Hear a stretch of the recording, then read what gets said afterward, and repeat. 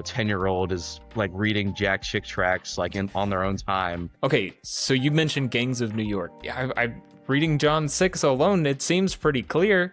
And he said, how does that even make scientific sense? And I just said, I don't know. I mean, miracles don't make scientific sense, but we believe in those.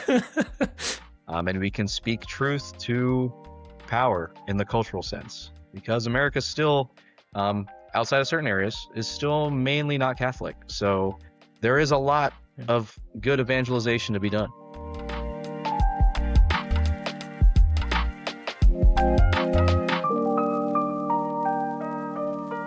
Well, hey, my name is Matt Poole, and this is Unapologetically Catholic, the show where I talk about the reasons why I am unapologetically Catholic, and I think you should be too. And this week, I've got a very special guest. I promise he's not AI generated. He's an actual real human being. But I've got Anthony with Tradtards. And this is actually how he looks in real life. I've seen him in real life before, and this is the real you, right? Yes, this is the real me. I was created in a lab, the perfect Tradcath influencer, an artificial creation.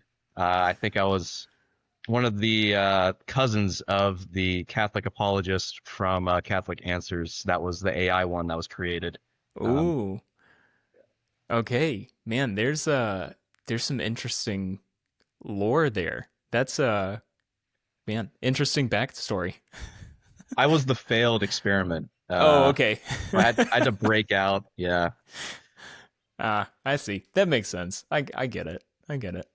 But well, no, man, I appreciate you being here. I've been on your channel before, and now you're on my channel. So tonight we were going to talk about what it's like, because we both live in the Southeast.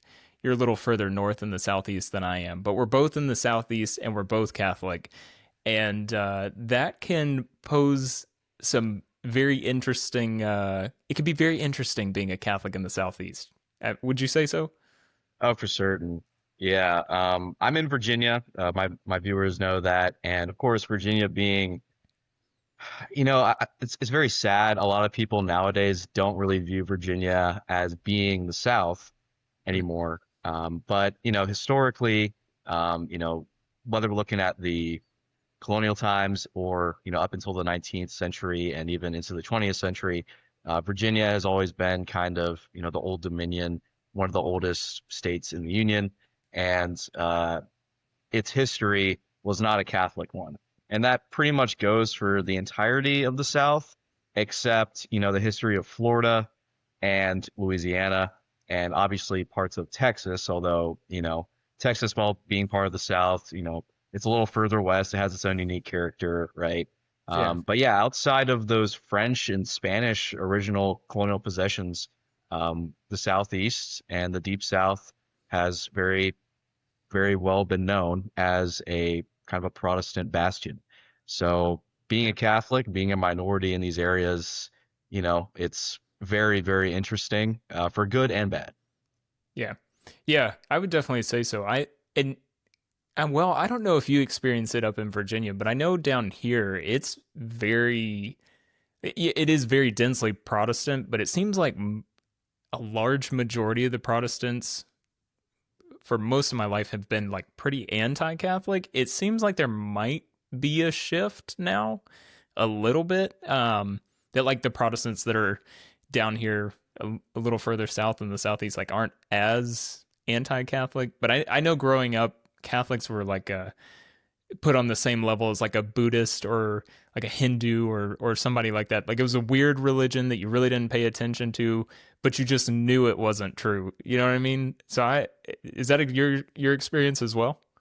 Yeah, part of being a Catholic in the South, I think there's like, kind of two sources generally. Either you're someone that's not from the area, you might be part of a ethnic community that just happens to have more Catholics for, various historical or cultural reasons, right? So already you're kind of the other, and more times than not, you might already be an other for, just being part of a community that's a minority already, and that minority already happens to be Catholic. So for myself, like, in the town I grew up in, you can spit and hit a church pretty much anywhere you go, right? But only one of those churches in my county is going to be a Catholic one, out of the vast number of churches that you can find where I live in Virginia. So yeah, for me, there was kind of just like, yeah, there was like negative stereotypes, and it was weird, right? You just kind of offhand mention that you're Catholic, and I didn't really think anything of it, but it definitely meant a lot more to the Protestants that I interacted with. And to be clear, that was like the majority of people I interacted with were Protestants, right? And a lot of times it was just conjecture and misunderstandings about the faith that had been passed down to them from usually family members, right? Especially when you're very young. I don't think any like, 10-year-old is, you know, like reading Jack Chick tracts like in on their own time, or just like reading up on the 30 Years War and having a chip on their shoulder about it. So yeah, that's it's like sometimes it would get kind of belligerent and a little more barbed, but a lot of times it was like they kind of viewed you as an odd thing, and then they'd say something they thought they knew about Catholicism, and I'd be like, where did you get that idea at all? uh Once had a gentleman tell me, this was my first year of college, so I was an adult by then, and at the time I was at a private Methodist college. Now granted, so like I said, it's a Methodist college. I don't think anyone there was a Methodist, and if they were, I don't think that was the reason why anyone went to the school. Right? It was Yeah. not. I mean, think of it as like a lot of Catholic universities these days. Sadly, the religious affiliation does not mean a lot to people. So I'm in this class, and the class was very interesting. It was on like eschatology and kind of like that, like cultural views on apocalypse. A very interesting professor taught it, and he asked everybody what they thought would happen at the end of the world. And so I kind of just gave like the very standard Catholic response. A lot of it's couched in the very symbolic terms and descriptions found in Revelation, obviously. And I just explained there'd be a final judgment. Um, there be individuals are either going to go into God's kingdom or they're not, and just kind of those last things that the faith tells us will happen in those latter days, I guess. Obviously, without any of the tribulation or rapture or any of this kind of Protestant tropes that maybe have seeped into the wider culture, right?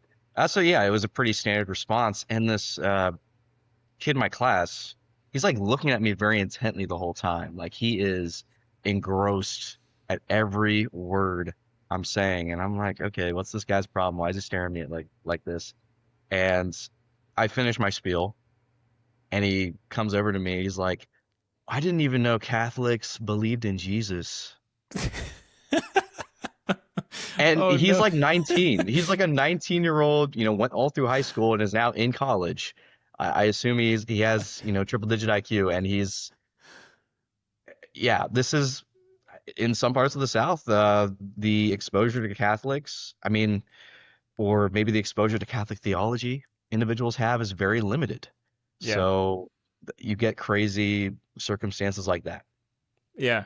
Yeah, I don't know that I ever had anything as crazy as that. Now I do remember, I feel like one time somebody had either taught or I heard something. So growing up, I grew up Protestant. And then growing up Protestant, I think somebody in the church said that something like the church still sells indulgences, something to that effect. Like, oh, the Catholics still believe that you can buy your way into heaven. Uh, so yeah, it is kind of funny how some of these like weird, and I think it maybe is a little bit of a combination. These weird things that people believe Catholic, or they think that Catholics believe. I think part of it is you have a decent amount of Catholics. I think this is changing, but I think you have tradition. Not traditionally.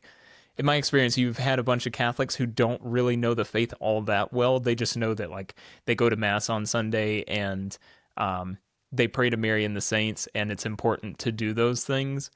And or like at the very least, you show up on Christmas and Easter, and they don't know anything about the theology of the Catholic faith. So they'll say, "Oh yeah, we absolutely believe that Mary is a god because we pray to her," or it's like, "Yeah, we believe that the saints have that like the saints are magical or something like they don't have a proper understanding of how the saints can interact with us today." And then a Protestant hears that and they like run with it. Oh, whoa, I had a Catholic, or like my favorite is the I grew up in Catholic school, and I went to Catholic elementary, middle, and high school, and then I even went to a Catholic college, so I know the Catholic faith.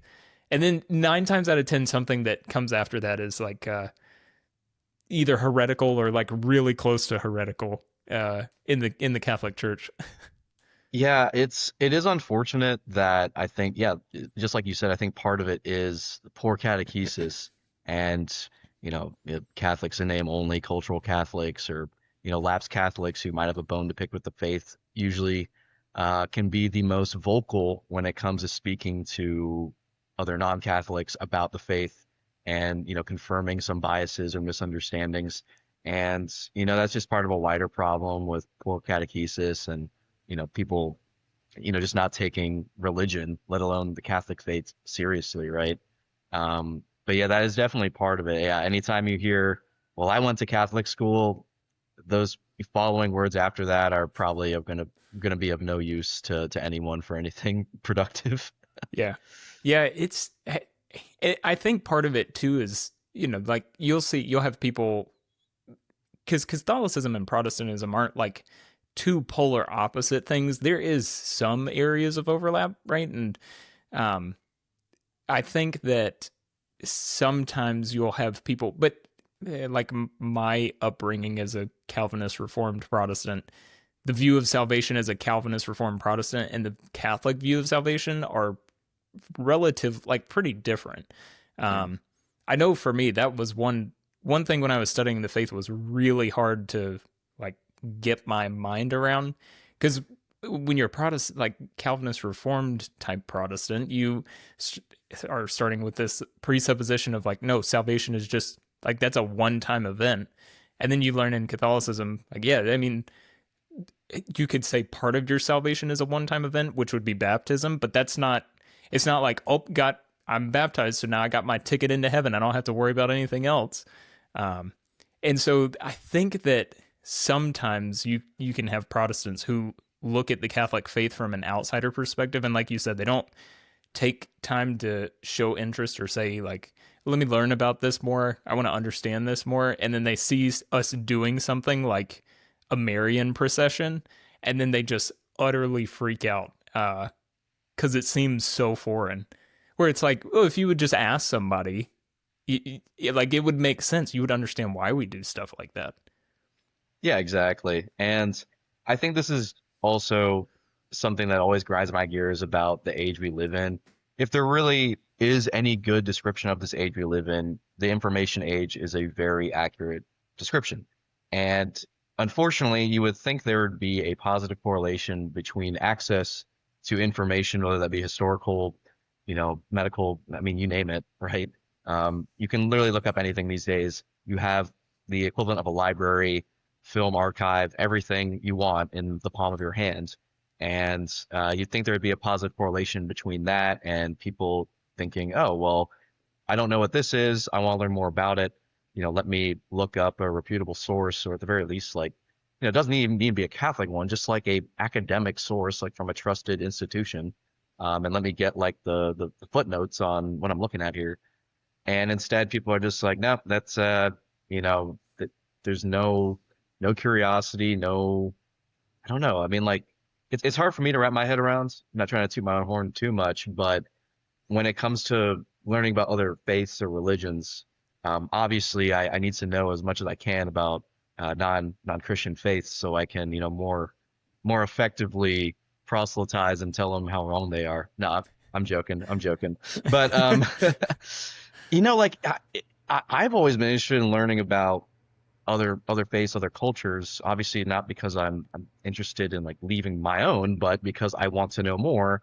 I want to see what these lines of argument are. I want to see their internal logic, right? I might not agree with their their, suppositions or principles, but I want to see how that logic works. And if I can at least understand how their mode of thinking, makes sense to them, then at the very least I can interact with them in a more productive and how should I say, fruitful way, right? Yeah. And I feel like for Protestants, they'd be in for a big surprise because they'd find out that their heritage and Christian history is Catholic history up until the 16th century, right? Yeah. And for some of these newer denominations, right, that split, they can find out really quickly that, oh wait, my faith community has only been around 100 or so years, or maybe if someone's a member of the Church of Latter-day Saints, they might find out some interesting things about their founder, right? Um, so I am always saddened to hear like a lot of these tropes, but um, I guess it's just part of this wider culture where people don't have that wants of curiosity and they don't want to think critically about what they're looking at. But I can also kind of see, right? Like I can imagine, okay, if you've been taught all you know about Catholicism is they worship saints, they worship dead people, and you don't understand, any of that, and then you see a Marian procession. Like I get that, like I get it, like what it looks Mhm. like, right? It is like a form of worship. Obviously not like we don't give it we don't give a saint the same reverence as we do to God. And obviously any virtues that that saint has is because they lived a virtuous and holy life in accordance with God's principles. So at the end of the day, all the glory goes back to him. But uh, I can see that, like I get it from a very just, you have eyes to see, ears to hear sort of deal. But obviously there is a little bit more to it than just what meets the eye. Yeah. Yeah, I that see you brought up an interesting point because I actually so I had a friend that converted that caused me to start studying the faith because originally I was using like those same straw man arguments about Catholicism that everybody hears. I would use those against my friend that converted. I was like, well, they worship Mary and the saints, or they re-crucify Christ at every mass, and Scripture is clear that Jesus died once for all, and all these other like straw men. And then he would just come back and he would easily refute them. Like he would say, well, that's not what we believe. Here's a reference to the Catechism, or here's this other church document, or here's what the Council of Trent said. And when he started showing me stuff like that, I thought, man, I really like, I don't know what Catholics believe. And so I originally was going into it like, okay, if I want to bring him back, my friend, back to the truth of Protestantism, like I need to study and know what Catholics believe so that we can speak the same language. And so I agree. I don't know why more people don't study Catholicism, and not maybe with the intent to like convert, but just to say, yeah, especially now, like Catholicism is growing like crazy. Um, and so you would think if your goal and if your plan is to say, hey, we need to stop these people from becoming Catholic, you would want to know like what the church teaches, because like if somebody comes to me trying to make me a Protestant again and says, "Oh, you guys worship Mary and the saints," like I'm probably not going to listen to you because right off the bat you just proved that like you really don't know what you're talking about. Or I saw a video today where somebody said that the church still sells indulgences for people in purgatory, so that you could, if you wanted to get a family member out of purgatory, you could go to your local Catholic church and say, "Can I buy an indulgence?" And they would say Uh, yes. And I was like, I that would never, like if you went into the my local parish, any parish, and said, "Hey, can I buy my grandpa at a purgatory?" They would like laugh at you, or they would look at you really sideways. I don't know. I don't know. You bring up a good point, and I don't get that either. Yeah, because I mean, I'm always down to, have a good faith argument or discussion about the faith, right? But Yeah. it's always going to start off on a bad foot if it starts off with you telling me what I believe, right? And like I said, like you said earlier, it's very true. A lot of Catholics actually don't know what they believe, unfortunately. Just being baptized in the church and going, to a Sunday mass now and then will not make you understand your faith. Granted, salvation is not dependent on your, full understanding, right? We have to make that clear too. I mean, think about throughout the centuries how much of the just everyone, not even just Catholics or any other Christians, weren't even literate. Literacy is not even necessarily a requirement, although it does help out a lot with understanding your faith. But when someone tells me like, "Oh, this is what you believe," unless they can really show me a good source that shows that I've been in the wrong about, how I come to understand my faith and all the sources I've read being wrong, then you're already in for a bad start, right? Like, um, the one thing I like to do is just constantly ask individuals on the other side, like, hey, what is it that you believe, right? Because maybe there is something, maybe there's a point of similarity, maybe they hold you know, fast to at the very least like a basic truth that I mean, because I'm like, most mainline Protestants still believe in the Trinity, right? They might not view works as, very important, but they do understand like living a virtuous life is good, right? Like they're and going back to your earlier point, like we are still closer than you might think, Protestants and Catholics. As I mentioned, after the 16th century, that's when really the big splits began. But we are still of the same Western character, right? This is one thing I've heard from Orthodox and seen in books by Orthodox writers and clerics, is they're actually of the opinion that they think that there's more likely to be a broader unification between Protestants and Catholics than between the East and West, which might seem very interesting to a lot of Catholics, considering the obvious amount of theological overlap and shared history with the Orthodox. But to them, they just view it as just a much smaller cultural bridge to cross, and maybe because of that shared history, we split from the Orthodox relatively earlier than we did the Protestants, and there's still a lot more shared cultural history there, and Western thought and philosophy that even Protestants still hold strong to, that in the East they might not put as much of a greater emphasis on. So yeah, it is interesting to look at that. And in regards to the South and being a Catholic, it also just ties into the greater experience of being a Catholic in America. Because while the South is an extremely Protestant area, historically the entire, great experiment of this country that we live in was mainly a Protestant one, right? In the North, a lot of these Catholic communities, like, Italians or, Irish, right? Communities in the North, I mean, they don't start immigrating in a big way in some areas until the 19th century, right? And obviously, in terms of like Hispanic immigration, that's picked up a lot in like the latter half of the 20th century, especially as the borders of America expanded, and especially as America took over like areas with like higher percentage populations of like Hispanic peoples. So even being a Catholic in America is still for a lot of people a relatively novel experience, and so there is a still greater shared heritage of Western civilization, but we still kind of have this baggage of being in a Protestant nation. And I understand that we do have religious freedom in this country, and that's a very good thing. But we're living in still a pretty privileged time, even with some of the weird comments you might get from Protestants. But I think you are right. Um, More and more people are becoming aware of Catholicism. The discussions that people are having now were ones that weren't even being had just 20 years ago. I think our political situation has definitely led to some of that, and the internet has been a great ground for theological debate, good and bad, Yeah. right? And there's been some pretty good influencers out there that have made it into the mainstream that are well-known Catholics. Um, we had a second Catholic president with um, you know Joe Biden, Yep. the greatest American Catholic, obviously.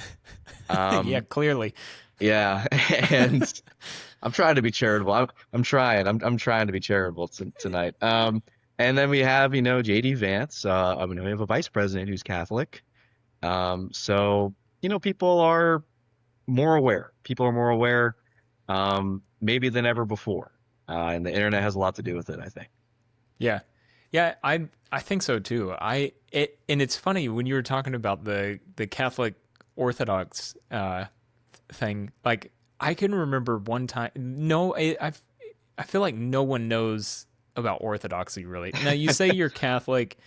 Was it you? It might have been you I was talking to. I was talking to somebody and I said something along the lines of like, man, if I were to become Orthodox, it would have been significantly easier for me than becoming Catholic. Because Yeah, I believe that was on my show. Yeah. okay, I thought it was, but yeah, I know like there was somebody that I worked with. So I worked at a Zaxby's. That was my first job, and I had a manager who was Orthodox. I think she was Greek Orthodox. Um, she was a great lady, but like she told me that she was Greek Orthodox, and I was really into apologetics when I was back in high school, and I'm probably 17 or 18 at this point, somewhere around there. And so somehow it came out that she was Orthodox, and I was like, oh yeah, I'm gonna talk to her, and I'm gonna make her Protestant. I'm gonna convert her. And so I was like, yeah, well, what do Orthodox believe? Like I started asking questions, and I was like, well, you guys believe in the Trinity, right? And she was like, yes. I was like, oh, okay. Well, like, you believe that there's only like one God? And she was like, yeah. And I said, so like not multiple gods over multiple universes, kind of like Mormons. And she was like, no. And I was like, okay, well, like, you believe that Jesus is God? And she was like, yeah, yeah. I mean, yeah. Why would we not? And then I remember like I just ran out of questions, and I left kind of thinking, I, I don't know what is Orthodox. I don't understand any of it. And then I just never thought about it anymore because I've met one other Orthodox person, at least that I know of. Maybe there's more people that I've met that it's just not come up, but there's only been one other person in my life that I've met that's been Orthodox. So yeah, it's really funny because the church I grew up in, super anti-Catholic. They talked against Catholicism for the last like 9 years at least, something crazy like that. Like it would come up sporadically, and I don't think they talk about it nearly as much now. But there's been change in change in leadership, so that may be Yeah, part that of the reason usually why. that's a common thing, right? There's a falling out, Pastor Yeah, Jim Bob did something and then he has to flee town or something like that. I mean, look, it's what happens when your barrier to, I don't know, ordination. It's not even ordination. Your barrier to pastorship is just like, just kind of made up on the spot, I guess. Not to yeah, say that there aren't some, smart and well-educated Protestant pastors out there, but there's not a unified standard. yeah. No, no, there's not. It is interesting. You kind of like I think well maybe in different. I know Presbyterians have more of a structure to it. Yeah, But high like church has like seminaries still. yeah. Yeah, like Southern Baptist, you kind of say you feel like you're called to be a pastor, and then if you have a couple of people that can vouch for you that can say like, yeah, he knows he's a fine person, then you're pretty much good to go. It's interesting. It's kind of it's wild. Uh yeah. Yeah, and the one thing I have noticed though, kind of going back to those tropes that Protestants, in my experience, really harped on. So, if it wasn't, opposition to devotion to the saints or to the Blessed Mother, the Pope. I mean, Mm, granted, the Orthodox are also big on that too, because the initial split, the initial schism. Obviously, there was some theological debate and the filioque controversy and all that, but the primacy of the chair of Peter has been a constant thing, right? And maybe because I live in Virginia, and even where I live, there's still people of like English and British descent going back even that far, right? With Virginia being the first English colony. Um, the obvious thing when it came to the split from the church, with the Church of England splitting off with Henry VIII, declaring himself, head of the church in his realm, the governance and authority of the Pope is just a constant thing that they really harp on. And I genuinely believe that some Protestants that really dislike Catholicism probably think about the Pope more than I do, or more than most Catholics do. Yeah. Yeah, I mean it is funny because that was always growing up, like that was one of the big negative things about Catholicism is, oh, you've got one guy at the top running everything, and he's a human being and he can sin and he can do bad wrong things just like everybody else, but they call him the vicar of Christ, right? Uh and and then I don't think they even really fully understood what like vicar of Christ meant, because 9 times out of 10 when they would say that, they would think that that means that he is Jesus on earth. But in a, I mean, I know in maybe a sense he is, but like in like a weird, like He's the now, representative of Christ on earth, right, right. right? And they, I think that the understanding was maybe like he was now God, like Jesus was God. It's some kind of weird, I don't know. It was very weird. Um, but yeah, there's a big push against that. And I mean, I as a Catholic now, like you're saying, I rarely, like even when news articles pop up, like when the Pope blesses a block of ice, I know some people get real upset about it, and that's fine. And some people like harp on it for a long time. Me personally, like I saw it and I was like, man, that's weird. Why do we have to do Yeah. weird things? And then I just move on. Like that doesn't okay, the Pope blessed a block of ice. Like, who cares? Eh, I don't know. Yeah, I think maybe that because of the information age, now everyone can just like see every photo op, everything the Pope does at all times. I mean, you really have to think about it. Like the reason why we have an episcopate is because the Pope cannot be everywhere, and the Pope is one man. You obviously can he can't run the whole church, like just entirely on his own, right? Obviously, he has a very important responsibility and position, being the top dog. But the bishop really is the if the Pope is the vicar of Christ, while the bishops act in the stead of the Pope, right? They are chosen by him, ordained by him. Um, what it really is the most direct form of governance that the Pope has is kind of his canon of bishops, and it is interesting now because yeah, like you said, we can see everything the Pope does and everything he says, and because he is, impeccable. Well, he's not impeccable. He is still, human, right?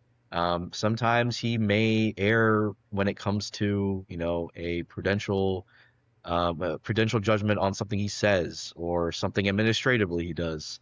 And unfortunately, something like that can cause confusion and sometimes like, scandal.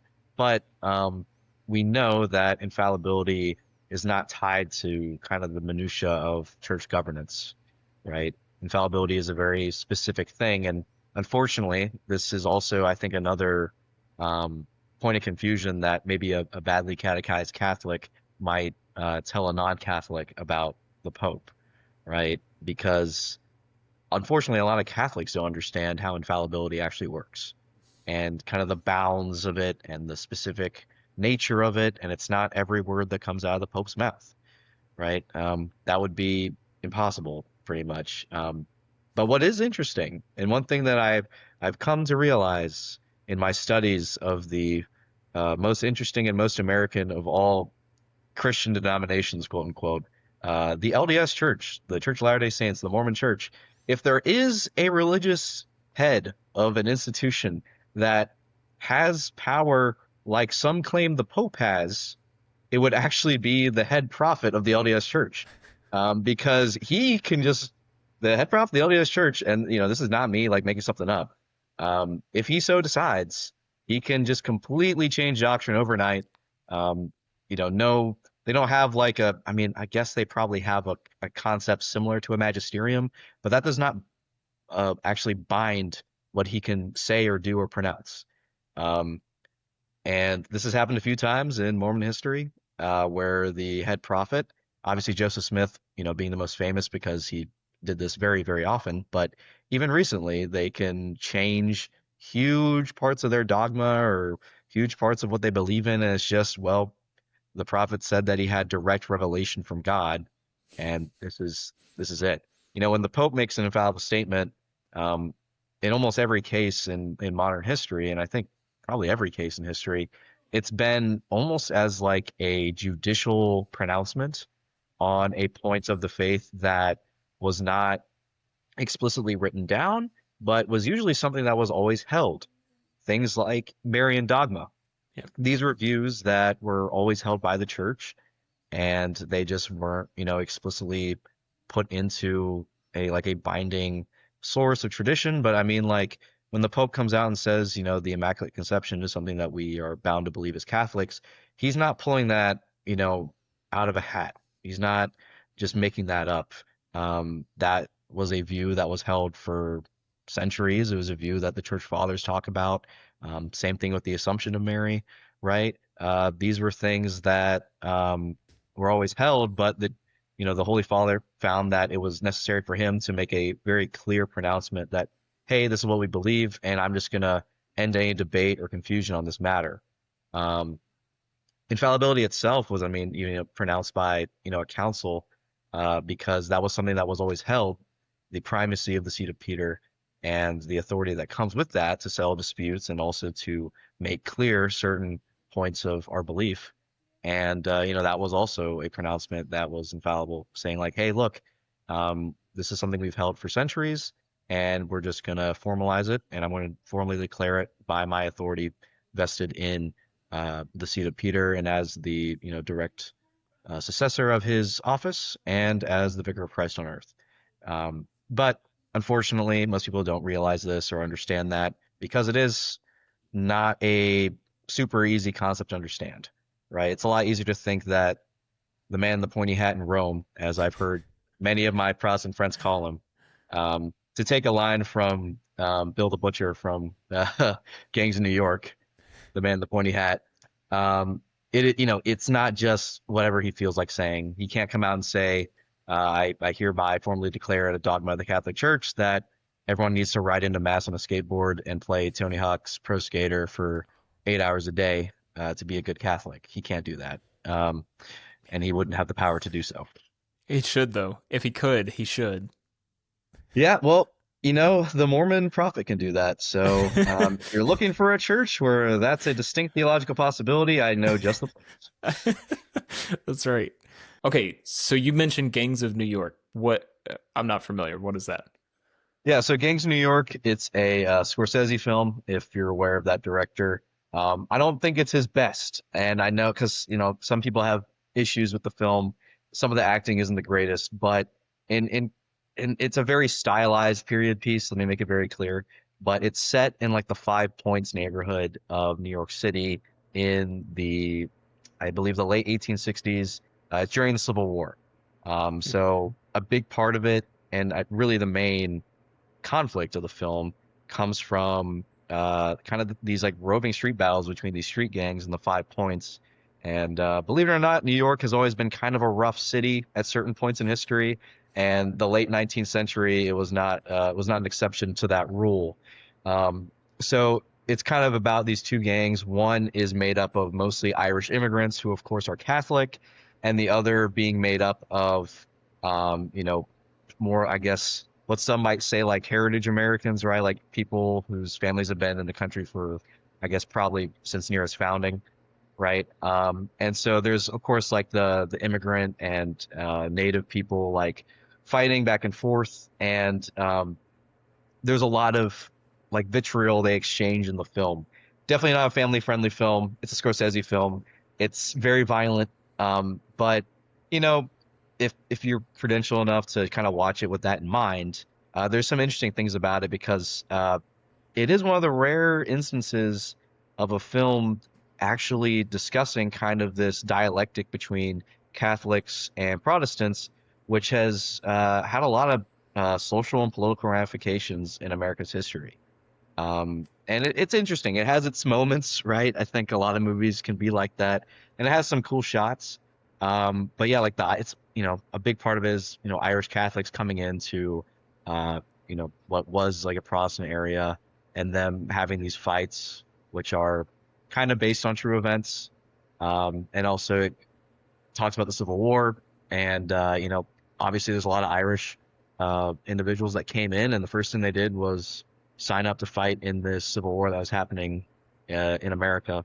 Um, and it's pretty interesting. It's pretty interesting, but it was a film often quoted to me by Protestant friends because Bill the Butcher, being this very nativist individual, and he's very, very, very angry at the Irish because he just views them as being votes for Tammany Hall, which was, somewhat true. And but he is very, very against the papacy, and he constantly refers to the man in the pointy hat in Rome, right? He kind of views all these Irish Catholics as like a fifth column, and like they'll never be loyal to America and stuff like that. Mm-hmm. But these are actually tropes and lines of dialogue that have been uttered about Catholics for a lot of American history, right? Like it took some time for Catholics to kind of come out of the ethnic enclaves they had in certain areas and kind of enter the wider American social society. Like it was a huge deal when Kennedy got elected, and the same lines of thinking were being, levied at him. Like, how can we have a Catholic president when he has to swear allegiance to, you know, the Pope? Mm-hmm. And isn't that a problem? Right? Obviously, we don't believe that now, but like, in the 1960 election, that was an actual talking point. Wow. Huh. That's so it's interesting because I had John with Charismatic Calvinist on, Mhm. uh, and I just released the video. Well, let's see, what is today? The 29th? Yeah, today's October 29th. And so that I released that video on October 29th, and he was talking about how like Reformation Day shouldn't be celebrated. But in within that video, at one point, he talks about how all of these thousands and thousands of different Protestant reformations is actually like America's fault. Because he was talking about, instead of everyone left England and was like, okay, we need to separate the church, like get the church and get church authority, specifically church authority, out of politics completely. Uh, and then when they coming to the United States, I'm paraphrasing and probably butchering what he said because he said it in a much better way, but he was just talking about, this idea of anti-authority, kind of anti, especially authoritative church structure is how we get, you know, Jim Bob starting his own Protestant denomination because he doesn't like the pastor at, you know, gospel non-denom church or something like that. You know what I mean? Mhm. And so I don't know. Honestly, like that was one of the things that it kind of pointed because I would look at Sola Scriptura and I was like, man, we say that scripture is the only infallible rule of faith. But like if I as a Southern Baptist sit down with a Methodist, we're going to come to very vastly different conclusions on some pretty important points. Same thing with like a Pentecostal. But the three of us would all say we're using scripture as our only infallible rule of faith. And like they're not like, you know, little points that don't really matter all that much. So I don't know. I thought that was an interesting point. And so I can see how, even in politics, maybe not today, but in the 60s, like that's interesting to hear that even in the 60s that played a role in American politics and who the United States wanted as the next president. That's interesting. Yeah, I mean, luckily Kennedy was, this very attractive dude who had a big story of, being in World War II, and he had that whole heroic thing behind him. And he came from like a politically powerful family in the Northeast, and also the guy who was running against Nixon, in his first time running for office was, you know, to maybe the average person, if you were to view Nixon on a charismatic level, well, he's definitely a lot different than Kennedy, right? So Kennedy had a lot going for him other than his Catholicism that helped him out a lot and was able to kind of get over those hurdles of anti-Catholicism that still existed at that time. But I need to go and watch that episode because I can probably your friend said charismatic Calvinist, was that his name? Uh-huh. Yeah. Yeah, I'll probably have to watch that because I'd be interested in hearing some of his points because he is correct. on the fact that, yeah, like a lot of the Protestant splintering did happen in the US. Obviously, the US was kind of seen as this, it was a new world. You could come here for any number of reasons if you're running away from persecution or you wanted to create your own, city on a hill, as it were. This was an opportunity to do that, right? And there is something to be said about the British background to the formation of, the political entity of the United States, right? Think about for the founding fathers, British history. And one of the biggest things that was in the forefront of their minds was the English Civil War, and then a little bit before that, the 30 Years' War, right? Both of these conflicts had a massive, massive religious element to them.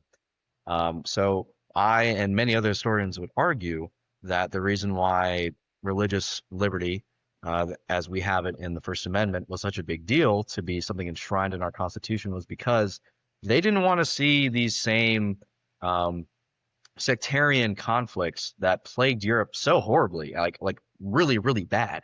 Like the English Civil War was really, really bad. The 30 Years' War was really, really bad. It didn't matter what side you were on. Um, and think about New England, right? Um, Yeah. Even different than the South. Whereas the South, the first individuals coming here with Virginia, not to toot my own horn, we just were the first Southern colony. But the guys that came to Jamestown, that was a profit motivated venture, right? It was the Virginia Company of London, and they're like, hey, we can make some money. The Spanish are doing pretty good doing that here in this new world thing. We got to hop on that train before we miss it. And so it was mainly an economic venture at first.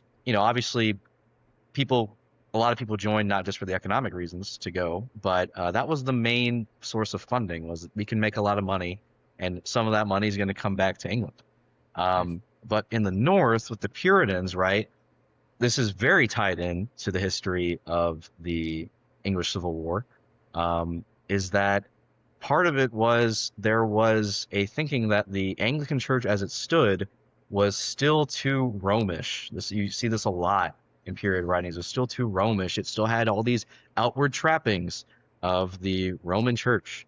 And even then, they still thought that they did like the fact that maybe the head of their church was an Englishman or another British person instead of a elected uh, you know bishop, cardinal, that is in Rome.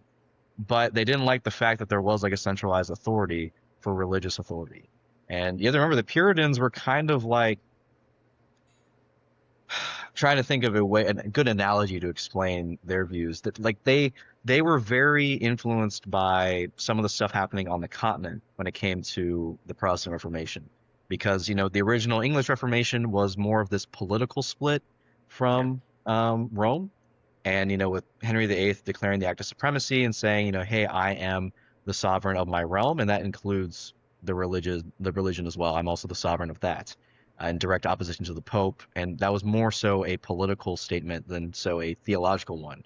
And so initially, you didn't see much theological difference. And even today, among the Anglicans, obviously there's like some really big differences. But like, Anglicans aren't going to question you for praying a rosary. They're not going to think that's weird. They still respect, our mother. They do have a liturgy that, although the Book of Common Prayer diverts a lot from what existed at the time, it still resembles the Tridentine Mass in a lot of ways, although it's obviously in the vernacular. And obviously, if you see an Anglican church, it is a pretty traditional style church usually in the U.S. when it's built, right? Yeah. I will admit a lot of Anglican and downstream of that Episcopal churches have better architecture than a lot of Catholic churches I've seen, and that's because they are tied to that at least outward tradition there. But the Puritans, the reason they kind of wore the clothes they did, and everyone thinks of the Pilgrims, right?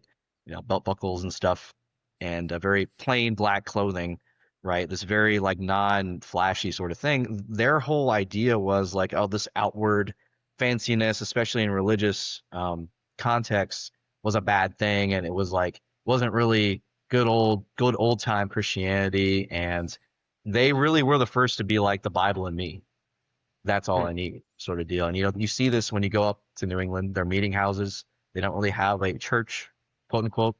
Um, Obviously, like the sermon was, if you want to call it a liturgy, it was mainly just centered around the sermon, which is still kind of a unifying factor among most Protestants. But that was like a big part of it. Was with the English Civil War having that religious aspect, right? You have Cromwell, who uh, did not take a religious stance, but he was not. He was the head of the Commonwealth of England before he was deposed, and that was, this. It was he kind of was him and his group were a lot of the Puritans kind of got their start, right? And so when the Grand Restoration happens and the monarchy comes back after Cromwell, these people are like, we gotta get out of here, and that's why they get in New England, because they're like, we want to be Protestant, but we think that the Church of England as it stands is still tied too much to the traditions and outward um, beliefs of the Roman Church on theological matters. um, Mm. so yeah, it gets really, really interesting. I think a lot of people don't realize how much the English Civil War played in the minds of uh, of our founding fathers, and kind of that was more of their understanding of why they needed religious liberty, because they just didn't want people to be killing each other. Yeah. Right? And unfortunately, that still happened in some smaller ways here in the New World, but it was still much reduced. Um, but yeah, now it's just okay. Protestant says, very, very ignorant thing to a Catholic. That is usually the worst of it these days. Yeah. It's a lot better than, you know, the Jacobite uprising, or, uh, we're, Catholics trying to fight the system so we can get the House of Stuart back on the throne, or, Guy Fawkes putting gunpowder under Parliament because of the mistreatment of Catholics in Britain, right? We are well past that, thankfully. But Yeah. there are still echoes of that original beef that still exist. Yeah. Yeah, that's interesting. I know I it did seem like for quite a while growing up Protestant that part of the, not all of it, but part of it was like we got to make sure that we don't it like end up looking like Catholicism. Um so like I can see ties of that a little bit even in Protestantism today where, oh well, we can't, kind of like you were saying with the Puritans, we can't have big fancy churches because that's too much like Catholicism. But it is interesting because there is some Protestant churches that I'm very familiar with that like how they're starting to structure their church service is almost exactly the same as the Catholic Mass, and like they'll recite a creed. Like I know there's one church in particular I'm familiar with that they're starting to recite a creed every Sunday. They used to only do communion like once a quarter or something like that. Now they're doing it every week. Wow. Uh, yeah, the readings are even like they'll.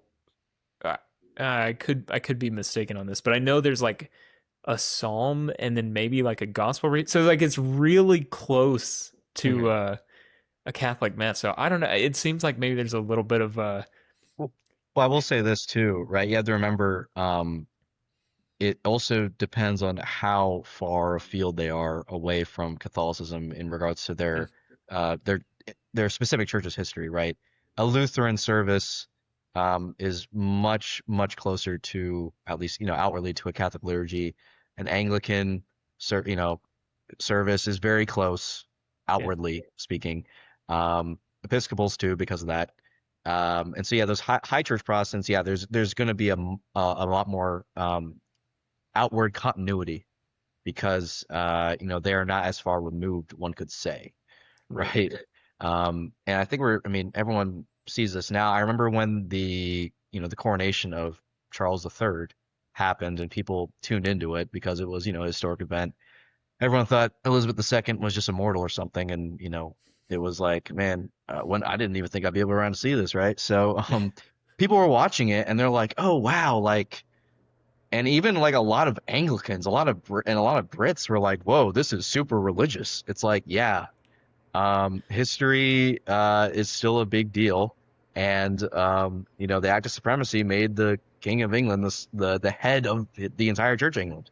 So he pretty much is a pope, so to speak, right? It's just that Right. they would call it Cesaro papism, right? That's the actual term, right? Where you have the temporal ruler of a country also at the same time being um, the religious head as well, right? And I guess tying that back in to the English Civil War once more. You're probably aware of the book Leviathan by Thomas Hobbes. Mm-hmm. Yeah. Yeah. So, in Leviathan, and the reason I want to mention that, I've been listening to an audiobook and reading it a little bit, because it was a big part of the Enlightenment and some of the political theory that came out of it. Um, for him, there's the idea of the divine right of kings, right, which said that a temporal ruler doesn't have to answer to anybody because his authority is granted to him by God alone. Like there's some like traditional basis to that, but in reality, what the divine right of kings actually was mainly a way for Protestant rulers to say to the Pope, you can't tell me what to do, even if I'm completely outside the bounds of Christian morality or ethics or, what was standards of European law at the time, right? So, classic example, Henry VIII says, I want to divorce my wife. Pope says no. Henry VIII defaults to, well, the divine right of kings says that you can't tell me what to do because my authority was given to me by God directly, right? Mm. So interestingly enough, Hobbes, having survived the Civil War, didn't think of the divine right of kings. He still believed that the temporal ruler should rule over the religious as well. But to him, he thought that that was actually a weakness to say that your authority derived from God as a king, because then if there was a party in your kingdom that was able to sufficiently challenge the idea that God gave you authority for any number of reasons, then that was an opening for a revolution or a revolt on a religious ground. So Mm. he said, now you know you just shouldn't even claim that. You should claim the social contract is what gives you your power. And the social contract is something that did make its way into our system of government, although more in the vein of John Locke and not of Thomas Hobbes. Yeah. But yeah, it's also just an interesting point of continuity there. I'm sorry, I'm a big history nerd, if you couldn't No, tell. no. No, that's fine. John charismatic Calvinist, he was really big into history as well. Um it's interesting to hear because I know a little bit about history, but not nearly as much as you do. Well, I feel like I um, gotta talk to this charismatic Calvinist guy. Maybe we can all three have a show. That'd be pretty cool. yeah, I like him. He's a good guy. He is obviously he's a Protestant, but he I don't know. He's got some interesting takes. I mean, even the name charismatic Calvinist is like, how can you get those two and put them together? That doesn't really make sense. Um, Yeah, I will say at the very least for Calvinists is that if they care about their faith, they generally know what Calvinists believe, which is a good thing because I can actually talk to them about their yes. faith. Um, Unfortunately, with a lot of Protestants, especially growing up, I try to ask them what they believe or what made their church different or why they were this denomination and not another, and they usually couldn't give me an answer. They're just like, "Oh, well, no, I just am this." And Yeah. then I'd sometimes get a response being like, "Oh, well, the good thing about Protestantism is, you're not bound to one thing. You can just go to, whatever church suits you." And I'm like, what? So like, wait, obviously you're a Baptist or whatever for whatever reason, right? That you must think that that has some objective features that are better than another, and I would hope that you wouldn't stake something as important as religion on just a matter of personal preference and then not care about the well-being of everyone else. But I guess, the response I got was like, well, that's the thing, man. As long as you're Protestant, it doesn't really matter. Hmm. Like the differences are minute as long as you're not Catholic. And I'm like, damn. Yeah. That's the differentiator. Yeah. Yeah. I there was so I that is mostly true. Like I would have said the same thing. There's the I remember like the food pyramid. Um Hmm.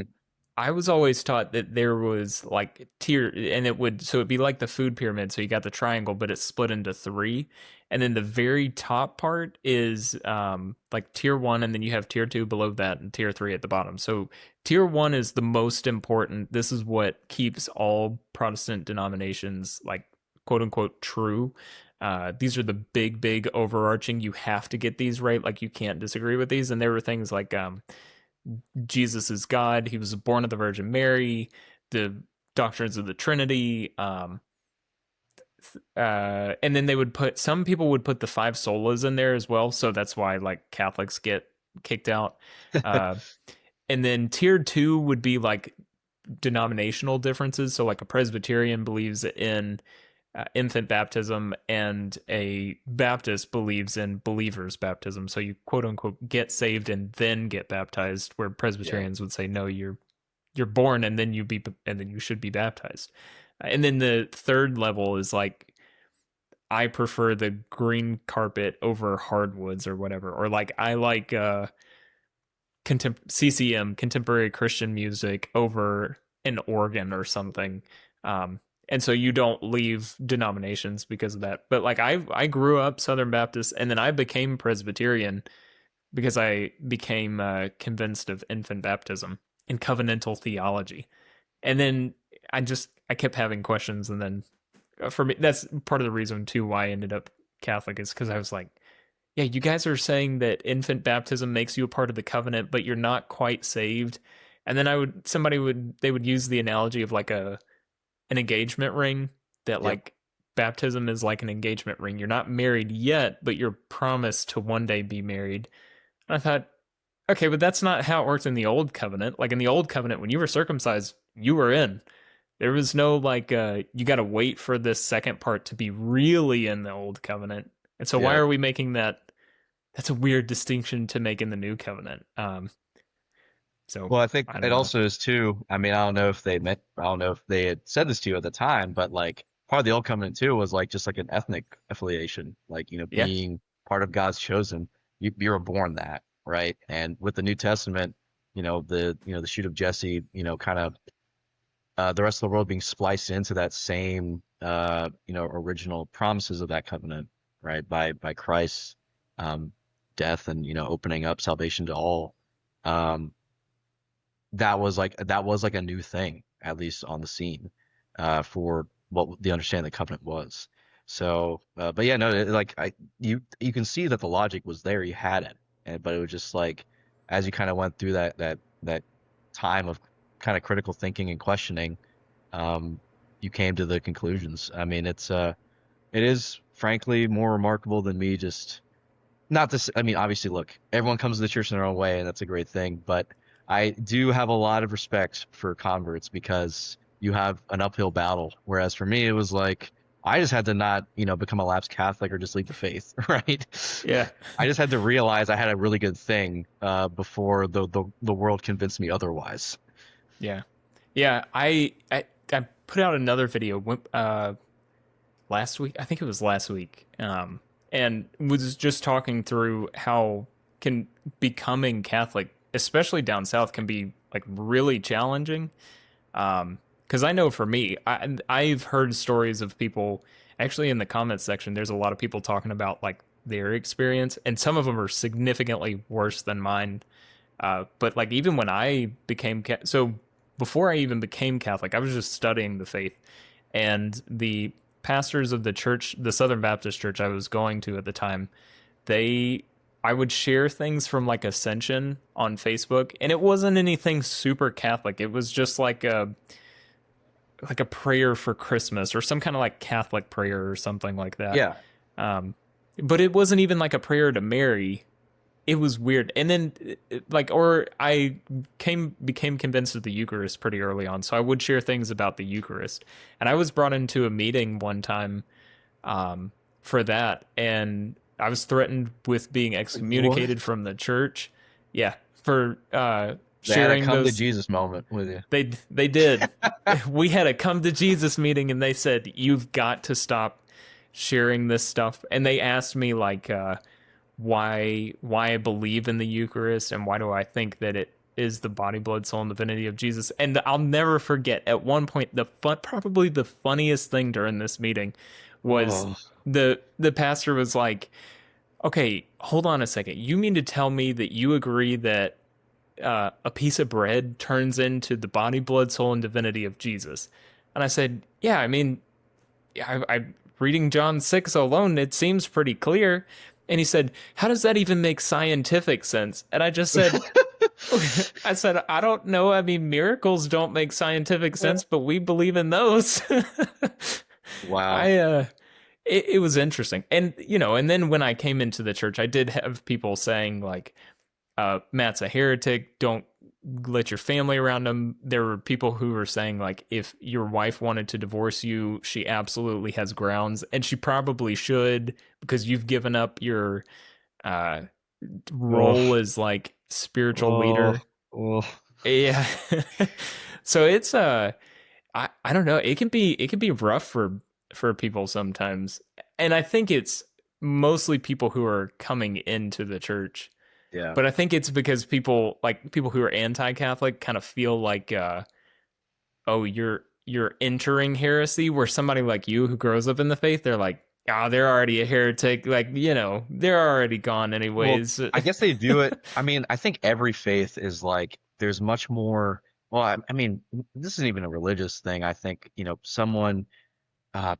treason or being a Mm, traitor, right, I mean, it's one of the biggest crimes I guess one could do.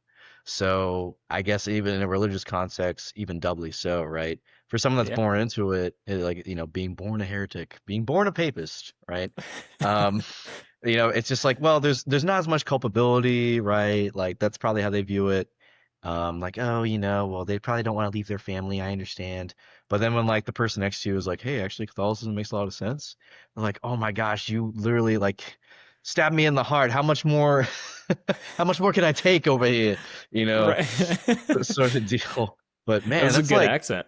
yeah, like Paulie from Sopranos, like but gosh, man, yeah, it's like you're like undergoing like an inquisition of sorts, or maybe to be more accurate to the to context, almost like a recusant Catholic in like, you know, 16th century England, Yeah. having to deal with something like that.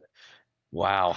Yeah, Um, it's interesting. It can be rough, but and now I will say that like some of those people have come around. Some of the people who were like, "Look, I don't even want to talk to you anymore." That there's some people who have come around and started asking me questions about the faith, or like will just talk to me like a normal person again. But and I don't think that's. I think there may be a lot of people that think that, but I don't think there's a lot of people who go around like saying that to people who are Catholic. Like if you, I mean, I've never had this experience. If you have, you know, I'd love to hear it. But like if I'm in a restaurant with my wife and I'm eating a meal, or if I'm just by myself and I like make the sign of the cross, like no one says anything. I think there was maybe one time where somebody like stared at me kind of weird, but uh, that's been the absolute most out in the public eye. Most of the persecution or whatever you yeah. want to call it is people that you're actually close to. Yeah, I haven't had anything with, I mean, so like, like I said, my friends growing up, especially in high school, I have some really close friends of mine and they're not Catholic. And it was just like, how dudes are. We just rib each other and everything. So Yeah. they'd be like, making fun of me for, being Catholic, whatever. But it was like, I'd equally rip back at them for being Protestant. So there was an understanding there. There was a gentleman's understanding, one could say. I did have one experience. I think I can actually point a finger with this. I Oh, had nice. one experience. Yes, I can do There it. you go. I had one experience doing the sign of the cross while eating, and it was like a positive one, but it was actually kind of depressing. I was at a training school for my job, and there's some individuals there from other nationalities, and of course, like, there's a good mix of people. Mostly it was Americans, but there's some other people for the company I was at that were actually from the Middle East, interestingly enough. And so there was actually a girl from Lebanon, and she was not Muslim. Lebanon's and for a lot of people might not know this, is a pluralistic country when it comes to religions. There's actually a significant number of Christians in Lebanon, and there's kind of an even split, and it's kind of like area dependent, if they're Orthodox or if they're actually Lebanese Catholic. So she was Lebanese Orthodox, but obviously there's a lot shared there. And yeah, I'm eating in the dining hall of our facility, and I make the sign of the cross before I eat, and I pray, and then I eat. And she had been actually studying in the US for quite some time prior to coming to the training school we were at. And she comes over to me, and I talked to her too. Like, she was one of my classmates, so I already knew her. She knew me. And she was like, wow, that's the first time in the United States I've seen someone make the sign of the cross. Jeez. Right? Yeah. Obviously, her being Orthodox, that's something we completely share. And I was like, Yeah. I was pretty saddened to hear that, but she was happy. But I was like, dang, are you like no one? Like, you never saw like anyone do this? And I was like, that's just kind of sad. I didn't really know what to say, but yeah, that's my experience. I don't think I've ever had anyone like give me a stink eye, but that was like that was interesting. Yeah. It is I I'm well aware that like when I make the sign of the cross out in public, like I for sure stick out like a sore thumb. Uh wait, I think I said a sore thumb. I don't know Yeah, if I yeah, yeah. said that right. Okay. Yeah. You said, yeah, you got it right. Yeah. Okay, good. But yeah, I mean I know I stick out, but like I don't know. I think most people uh probably don't care, or like if they do, they just go back home, or like they talk about it in the car or something like that, right? Like nobody comes up to you, so it's not like down in the southeast we're ultra persecuted Catholics or whatever. But you will from time to time, every once in a while, like you'll get really interesting, like I live in a pretty small town, relatively small town, and we started doing Eucharistic processions in the downtown, like in the square, Nice. That's on awesome. on Corpus Christi, um, which I love. We didn't do it last year because we had a new priest and he came in right around that time, I think, or so. Like wasn't in there for very long, Okay. um, so we didn't get to do it last year. But uh, or I guess that would yeah, I can't remember the timing. Anyways, we haven't done it, but the first time we did, there was definitely people who were like, "What is happening?" Because we're in a downtown area. There's all kinds Yeah. of like coffee shops and little restaurants, and then all of a sudden you have this priest wearing gold and red, and then you've got these people carrying. What's the? I know it's not an umbrella. Well, What's there's the monstrance, and they have like the canopy. There is a term for it, but yeah, there's yeah, like the canopy that goes over it. Yep. yeah. And then and then you've got the monstrous with the Eucharist in it, and then there's like bells and incense, and everybody's singing, and it's like, what is happening? But I loved it. You know, we got some heads turned. I think more people are curious and kind of like maybe a little weirded out by it Yeah. than anything, but um, it is interesting being Catholic in the Southeast. I'll say that for sure. I think it's good though, like anything like that, whether it be the sign of the cross, when obviously when you're praying, you should always make it when you pray. Yeah. But doing it when you're out in public, when you're out eating, things like Eucharistic processions, priests and religious wearing clerical garb about their day-to-day lives, right? These are all great, amazing, real-world witnesses to the faith. And like you said, I do think more often than not, people are more curious, and there might be at least a good conversation that could be had. And if more people do it, the less weird it'll become, Yeah. right? And I think that's like a good thing. Culturally, we need to be out there, be proud to be Catholic, and we can't let individuals that don't like the faith for one reason or another kind of set that narrative, right? Yeah. And I mean, we don't have to. There's some prudence too. We don't have to be like aggressive if someone or like completely go off on somebody. Maybe if they insult the Blessed Mother, maybe that's when you should go off. But Right. yeah, I do think that's a line you shouldn't cross. But like genuinely correct someone or be like, hey, actually, I'm Catholic. That's not what we believe. I can explain it if you'd like. It's a common misconception. Just something like that. Something as simple as that can go a long way. And it's good that we're able to have these conversations. And um, you know, I will put it out there. This is my own personal view, right? I'm not 100% a fan of like full religious liberty, right? I do think that maybe it's good for, a state to recognize like truth, and even religious truth. How Yeah. far they go to enforce that, that's up for debate, and that there's prudential ways of doing that. But at the very least, it allows us to have dialogue, which is a good thing. And we can speak truth to power in the cultural sense, because America still, outside of certain areas, is still mainly not Catholic. So there is a lot of good evangelization to be done. Yeah. So wait a second. You mean to tell me I shouldn't run around just telling people to submit to Rome all the time and calling them heretics?